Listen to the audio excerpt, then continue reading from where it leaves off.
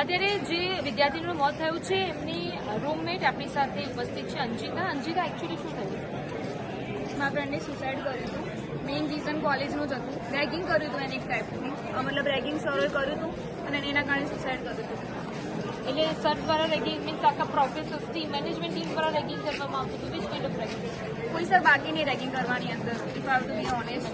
પહેલા સર હતા ને એ વિપક્ષી સર, એ ટોપની અંદર આવે છે રેગિંગની અંદર. ઓકે, એમને અમારે 5 તારીખે ટૂર હતી, અઠવાડિયાની ટૂર હતી. સીઆર હતું ને એટલે હું ગઈ કે ચલો હું મારા ફ્રેન્ડ ઉર્વશી બંને જણે સુસાઇડ કર્યું એને કે ચલો જઈએ અને લીવ એપ્લિકેશન આપતા આવીએ. આખા ક્લાસ વચ્ચે અમારે બેની એકલાની નથી. પ્રિન્સિપલ સારે આ પાડી દીધી. એ ખબર નહીં અંદર ખાને શું કીધું પ્રિન્સિપલ સારે વિપક્ષી સરના કે આખા ક્લાસ વચ્ચે અમને એટલું તતડાયું ને, મતલબ મારા પેરેન્ટ્સ બી એટલું, મારા પપ્પા બી એટલું જોશથી નહીં બોલ્યા હોય એટલું મને એટલું જોશથી કીધું. અને મારા ફ્રેન્ડ એ તો કશું નહીં, તો સ્ટ્રોંગ જ બની રહી હતી. હું રડવા માંડી હતી આખું ચાલુ ક્લાસ વચ્ચે. અને મારા ફ્રેન્ડ ઘરે ગઈ રોઈ એવી ખતરનાક અને લિટરલી મને કીધું કે અને તમારે સુસાઇડ કરવાની ઈચ્છા થયો.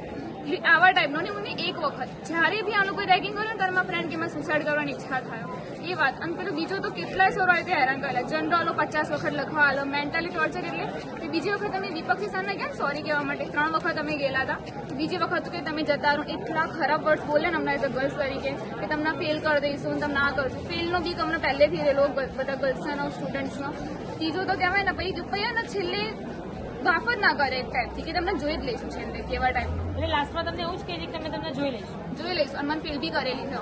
જ્યારે મારા સીઆર હું પહેલા બની હતી, પહેલા હું સીઆર હતી, મને લિટરલી ફેલ કરી. મને કંઈ દુઃખ નહીં ફેલ થવાનું, યુનિવર્સિટી નથી એટલે. અને મારા ફ્રેન્ડને બી ટાર્ગેટમાં લીધી.